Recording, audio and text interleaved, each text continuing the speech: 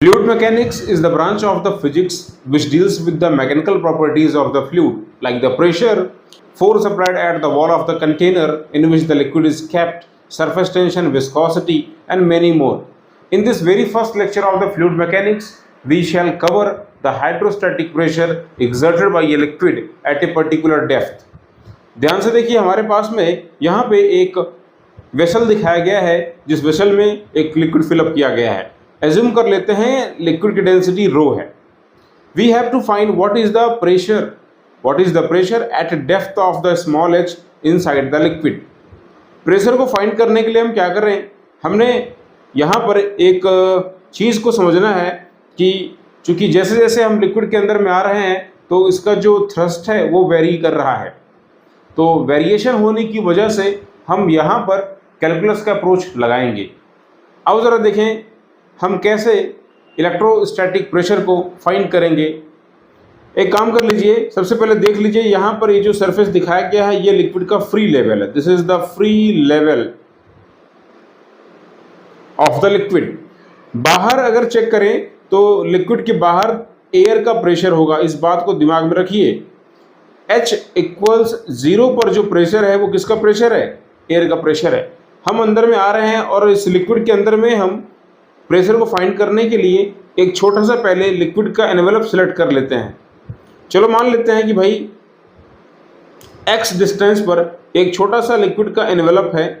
एक छोटा सा लिक्विड का एनवेलप इस तरीके से हम कंसीडर कर रहे हैं, ये आपको दिखाई दे रहा होगा, ये दिखाई दे रहा है। इस छोटे से एनवेलप की मान लेते हैं, चलो भाई जो मोटाई है वो है dx, ऐसा मान लीजिए आप। मैं सबसे पहले एक छोटा सा एनवेलप सिलेक्ट कर रहा हूं, ये आपको दिखाई दे रहा होगा। बोले ये जो लिक्विड का एनवेलप है ये अभी फिलहाल रेस्ट की पोजीशन में है। रेस्ट की पोजीशन में होने का मतलब क्या है कि इस एनवेलप पर नेट फोर्स 0 होना चाहिए। This envelope is at rest position. अगर ये रेस्ट की पोजीशन पर है तो बोले तो net force on this envelope of the liquid must be 0। आओ जरा देखें इस पर कौन कौन से फोर्स लग रहे हैं। पहले जरा समझिए, इस लिक्विड के एनवेलप पर एक फोर्स तो लग रहा होगा ऊपर जो लिक्विड है। अगर मान लिया जाए कि इस पर्टिकुलर पॉइंट पर प्रेशर की वैल्यू P है तो जरा देखो इस एनवेलप पर कितना फोर्स लग रहा होगा। बोले तो फोर्स कैसे निकालेंगे, force applied equals pressure into area of this envelope. बात सही है ना। मान लेते हैं कि भाई इसका जो खुद का जो एरिया है, ये जो आपको पार्ट दिखाई दे रहा है, छोटे से एनवेलप का जो सरफेस है आपको दिखाई पड़ रहा है ऊपर का सरफेस, मान लीजिए कि इसका एरिया A है। तो इस पर फोर्स कितना लगेगा प्रेशर की वजह से, P इंटू A। आप जानते तो है ना कि भाई pressure is nothing but the normal force applied on per unit area. Thrust applied on per unit area is known as the pressure. तो अगर प्रेशर गिवन है और आप फोर्स फाइंड करना चाहते हैं तो क्या करेंगे, एरिया से मल्टीप्लाई कर देंगे। एक फोर्स तो इस पर ये हो गया। दूसरा देखो लिक्विड का खुद का अपना एक वेट होगा, लिक्विड का अपना खुद का एक वेट होगा और ये वेट भी नीचे की तरफ एक्ट कर रहा होगा। कितना वेट होगा, बोले W इक्वल्स लिखा जाना चाहिए mass of this envelope of the liquid into G। क्या आप इसका मास फाइंड कर सकते हैं, निकाल सकते हैं। अगर मैं यहाँ पे लिखूँ वेट ऑफ द लिक्विड तो लिखा जाएगा मास, जो कि बनेगा volume into density into G। And volume कैसे निकाले, बोले वॉल्यूम को फाइंड करना है तो कुछ नहीं करो, बस बेस एरिया को इसकी हाइट से मल्टीप्लाई कर दो। इसका बेस एरिया है यहाँ पे A और इसकी जो हाइट यानी कि जो इसकी डेप्थ है, अगर छोटे से एनवेलप की अगर हम बात करें तो मैंने कंसीडर किया था dx। So A dx is the volume density into G। ये इसका वेट है, मिल गया हमें, जो कि डाउनवर्ड डायरेक्शन में एक्ट कर रहा है। लिक्विड पर अगर बोले और कोई फोर्स एक्ट कर रहा है इस एनवेलप पर नीचे की तरफ, नहीं। आओ जरा देखें इस पर ऊपर की तरफ कितना फोर्स एक्ट कर रहा है। देखो जब आप नीचे आओगे तो प्रेशर की वैल्यू डेप्थ के बढ़ने पर बढ़ती है। मैंने माना है कि भाई इस पॉइंट पर प्रेशर की वैल्यू P है, तो अगर मैं हल्का सा नीचे आ गया हूं यहाँ पर इस पॉइंट पर, यहाँ कितना प्रेशर होगा, बोले प्रेशर जरा सा बढ़ जाएगा। तो नया प्रेशर कितना हो जाएगा, P प्लस dP। dP वो प्रेशर में होने वाला इजाफा है, इंक्रीमेंट है, वृद्धि है, आप ऐसा कह सकते हो। बोले तो इस पॉइंट पर नीचे वाले सिरे पर कितना फोर्स लग रहा होगा, इस प्रेशर की वजह से यहां पर फोर्स लग रहा होगा प्रेशर इनटू एरिया ऊपर की तरफ। बात सही है ना? तो आओ जरा फटाफट इनको हम इक्वलाइज करते हैं, बिकॉज हमारा ये लिक्विड एनवेलप रेस्ट की पोजीशन में है। Since liquid envelope is in rest position, so we can say the net force on the envelope must be 0.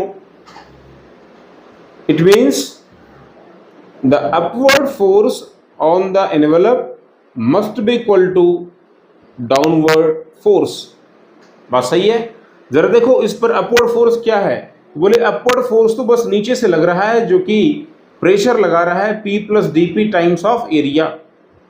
आओ लिख लेते हैं इस चीज को, that is P plus dP times of area equals downward force. अगर देखें तो एक है PA, ऊपर का जो प्रेशर लगा रहा है P times of A, plus खुद का वेट जो कि बेसिकली यहाँ पे हमने निकाला है भी, A dx रो G। देखो एरिया से एरिया कैंसिल आउट हो जा रहा है, P plus dP equals P plus रो G dx। बात सही है? बोले फिर यहाँ से कुछ कैंसिल हो रहा है। क्या कैंसिल हो रहा है? बोले यहाँ से ये जो P है, ये P से P भी कैंसिल आउट हो जा रहा है। तो छोटा सा जो प्रेशर इंक्रीमेंट हुआ है इस एनवेलप की वजह से प्रेशर में, वो dP की वैल्यू क्या मिल गई, ये मिल रही है हमें रो G dx।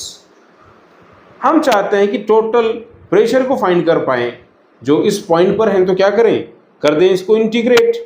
So integrating on the both side. अगर मैं इसको इंटीग्रेट करूं तो लिमिट लगाते हैं, जब हम लिक्विड के सरफेस पर हैं यानी कि फ्री लेवल पर हैं, तो यहाँ पर जो x की वैल्यू है वो वैल्यू कितनी है, बोले यहाँ पे 0 होगी। और जब इससे हम h डेप्थ पर हैं तो वहां पर x बराबर h लिखा जाना चाहिए।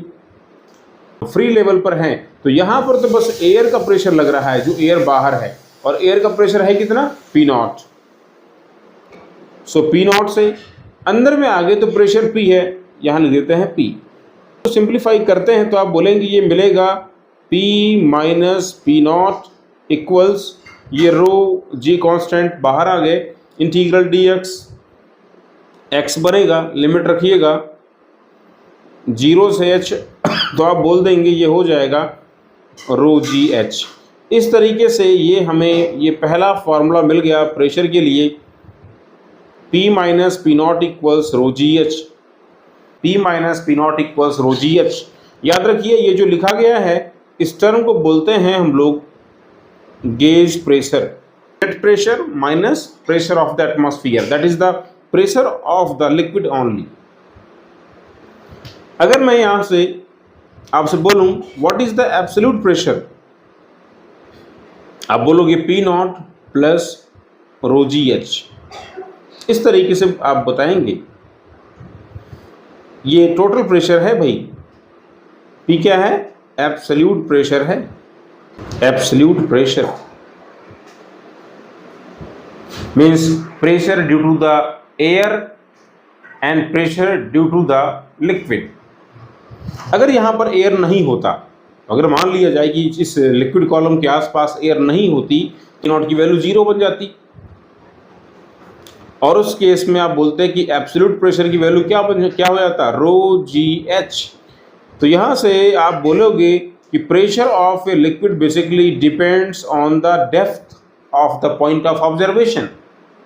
किसी भी लिक्विड का प्रेशर पॉइंट ऑफ ऑब्जर्वेशन की डेप्थ पर डिपेंड करता है।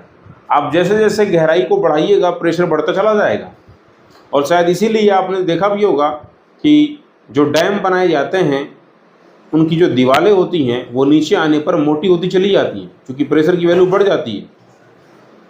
और प्रेशर बढ़ेगा तो क्या होगा, प्रेशर बढ़ेगा तो फोर्स की वैल्यू भी क्या होगी, बढ़ेगी। आप आगे जान पाएंगे कि किसी भी लिक्विड कॉलम की वजह से उसकी दीवारों पर जो फोर्स लगता है वो फोर्स होता है 1/2 रो GB/H²। गहराई के बढ़ने पर प्रेशर बढ़ेगा और साथ ही साथ फोर्स भी बढ़ेगा।